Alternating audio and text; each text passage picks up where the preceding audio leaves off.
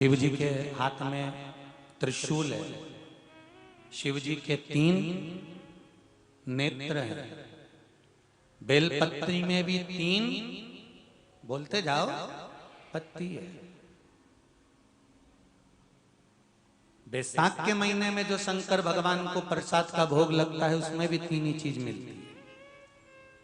सत्तू,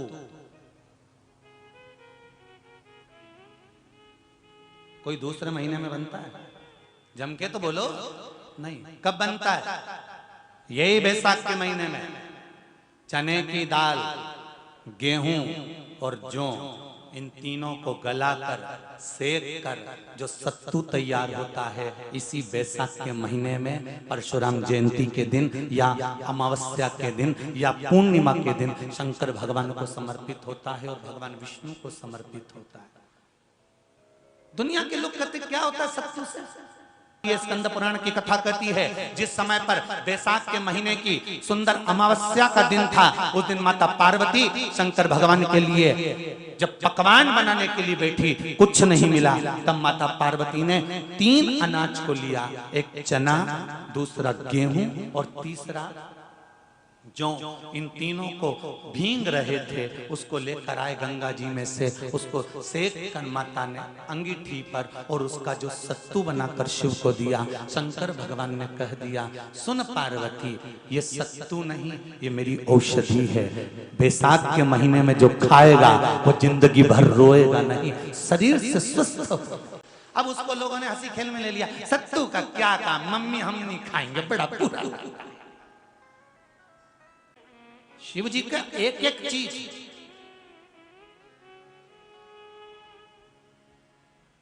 बैसाख के महीने में पियो बेल। बेल मतलब समझ गए? बेल का रस। बैसाख के महीने में पियो बेल और शरीर को रखो ऑलिव बेल। सत्तू 12 महीने खाओ मत खाओ। कौन सा महीना?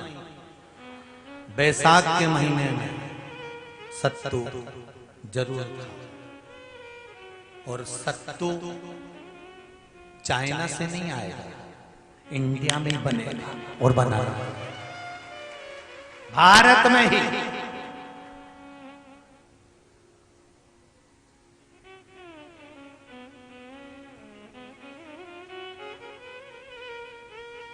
चलो आ जाओ गरुड़ पुराण में। मरने का 47वां दिन, जब मरेंगे तब गरुड़ पुराण बचेगी।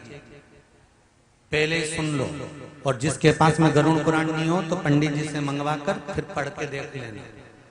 मरने के 47वें दिन, 47 डेज, 47वें दिन किस चीज का दान तुम्हारे सामने आता है? के 47वें दिन, 10 दिन तक तो जीवात्मा घर की अटारी पे रहती, मरने के बाद 12वें के दिन चली जाती है। उसके बाद में जब 47वां दिन आता है तो 47वें दिन जीवात्मा को क्या दान करा जाता है? व्यक्ति ने क्या पुण्य करा होता है कि उसको नरक नहीं भोगना पड़ता, बेतरनी नहीं भोगना पड़ती और सीधे बेतरनी से पार उतर जाता है। वो किस चीज का दान है? तो कहा शिव महापुराण में, गरुड़ पुराण में, कि वो सत्तू का दान है जो बैसाख महीने में करा जाता है।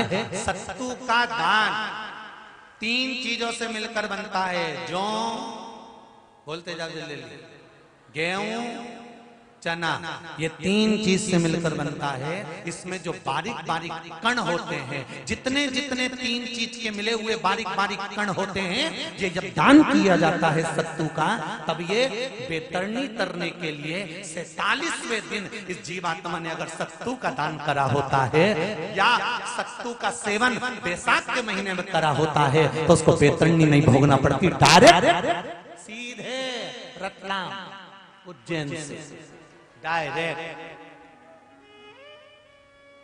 किस किस के यहां बनता है सत्तू?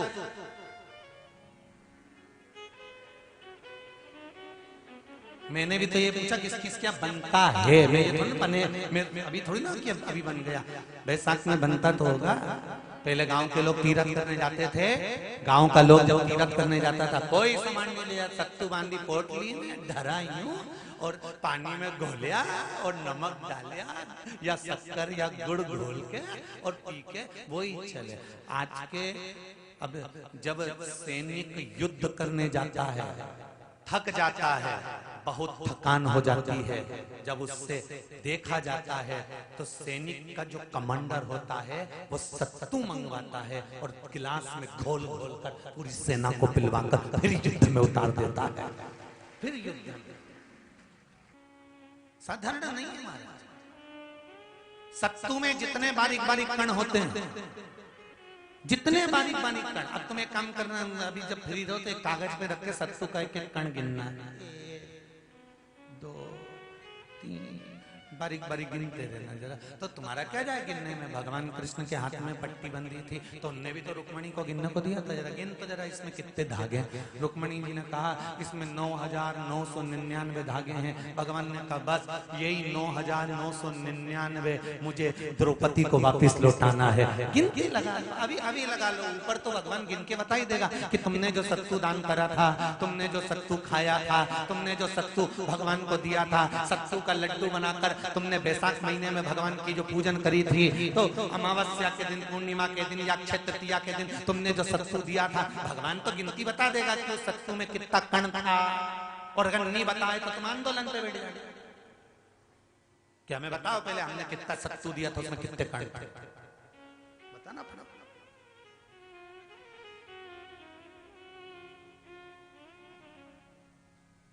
एक शिव की आराधना में चांगुना ने 1 लोटा जल भरा, उसमें थोड़ा सा चंदन डालकर बेलपत्री के वृक्ष के नीचे ले जाकर डाल देती, थोड़ा सा जल बचाकर शिव जी को डाल देती। शंकर भगवान ने एक दिन चांगुना के सामने मन में विचार प्रकट करा और पार्वती जी से कहा, पार्वती एक बात समझ में नहीं आती, आधा जल ये बेलपत्री को देती है, आधा जल मुझे देती है, जब आधा जल मुझे देती है तो मुझे बड़ा गुस्सा आता है।